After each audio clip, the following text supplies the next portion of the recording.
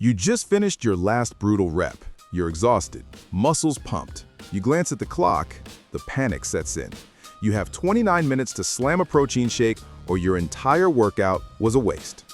What if I told you that panic, that rush, that 30-minute anabolic window is a complete and total lie, costing you both stress and money? Dr. Thorne, I feel personally attacked.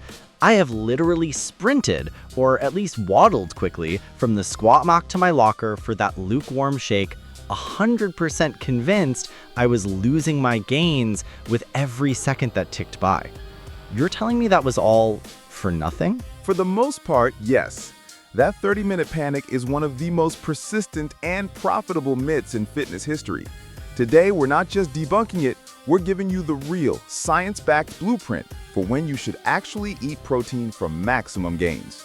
Welcome to Strength Unleashed, the podcast where we forge powerful bodies and disciplined minds with real science.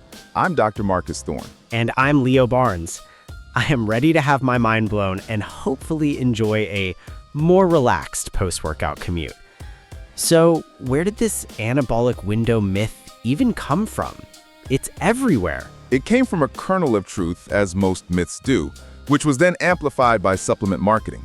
Early research, often done on fasted individuals, people who hadn't eaten for hours, showed that consuming protein and carbs immediately post-workout did cause a significant spike in muscle protein synthesis and glycogen replenishment, compared to, well, eating nothing. Okay, so it did show a benefit. It showed a benefit compared to staying fasted. But here's the critical context everyone missed. Almost nobody trains in a fully fasted state. Most of us have had a meal 1, 2, or even 3 hours before our workout. That meal is still digesting, still releasing amino acids into your bloodstream during and after your workout. Your anabolic window was already wide open before you even picked up a weight. So the pre-workout meal is already providing the nutrients. That makes so much sense. The 30-minute window only really mattered if you were training completely empty. Precisely. But supplement companies saw an opportunity. They took "it's better to eat something than nothing after a fasted workout" and twisted it into "you must consume our fast-digesting whey protein shake within 30 minutes or your workout is useless." It's a marketing tactic built on fear. Fear of wasting your effort. Fear of not getting the results you're working so hard for. And it creates this incredibly unnecessary stress. I've seen guys frantically shaking their bottles in the changing room like it's a life-or-death situation. It's the opposite of the disciplined, intelligent mindset we talk about here. It's the definition of bro science. It makes lifters major in the minor. They obsess over a 30-minute window while completely ignoring the real drivers of muscle growth. If the anabolic window is a lie, what's the truth? We need to look at the actual science of muscle protein synthesis. So, if the 30-minute window is a myth, what's the real timeline we should be looking at? Let's dive into the actual science of muscle protein synthesis, or MPS. MPS. I hear this term all the time. Can you break it down simply? What is it? Think of your muscle like a brick wall. Throughout the day, some bricks are being removed, muscle protein breakdown, and new bricks are being added, muscle protein synthesis. Muscle growth, or hypertrophy, occurs when MPS is greater than MPB over time. So we want to lay more bricks than we remove. What triggers MPS? What tells the body to start laying bricks? Two primary things. The training stimulus, your workout itself, is the signal. Lifting weights creates micro tears and sends a powerful signal to your body. We need to get stronger and bigger. Send the construction crew. And amino acids from protein. The presence of amino acids in your bloodstream, specifically the amino acid leucine, is the trigger that gives the construction crew the go signal. So the workout is the signal, and protein is the trigger and the building blocks. How long does the signal from the workout last? Surely not just 30 minutes. Not even close. This is the most important takeaway for everyone listening. Research from McMaster University and others shows that after an effective resistance training session, muscle protein synthesis is elevated for 24, 36, and even up to 48 hours. 48 hours? Not 30 minutes? That's correct. Your workout creates a window of growth opportunity that lasts for days, not minutes. The 30-minute window is a myth. The 24, 48-hour opportunity is the scientific reality. This changes everything. The panic is gone. So as long as I get protein within that 48-hour window, I'm good. Can I just eat one giant steak a day? Not quite. This is where the other half of the science comes in, the leucine threshold and the muscle full effect. Leucine threshold. To turn on the MPS switch, you need a sufficient dose of protein in one meal, generally about 20 to 40 grams, to provide enough of the trigger amino acid, leucine. Muscle full effect. Once you've hit that 20 to 40 grams dose and spiked MPS, your muscles become full or refractory for a period of time, typically 3 to 5 hours. Eating more protein in that same meal, for example 100 grams, doesn't spike MPS more. The body just oxidizes the extra amino acids for energy or stores them as fat. Whoa, so 100 grams of protein in one sitting is no better for muscle building than 40 grams? For a single MPS spike, no. This tells us that to maximize that 24-48 hour window of opportunity, we can't just eat one giant meal. We need to pulse our MPS throughout the day. By spreading our protein intake into those 20 to 40 gram hits. Exactly.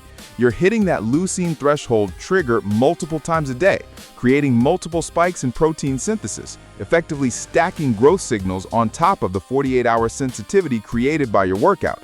This leads us to what actually matters. So let's put this all together in a simple, actionable blueprint. Forget the 30-minute panic. Instead, I want you to remember the 3T pyramid of protein. I love a good framework. What's the 3T pyramid? Tier 1, the base. Total daily protein.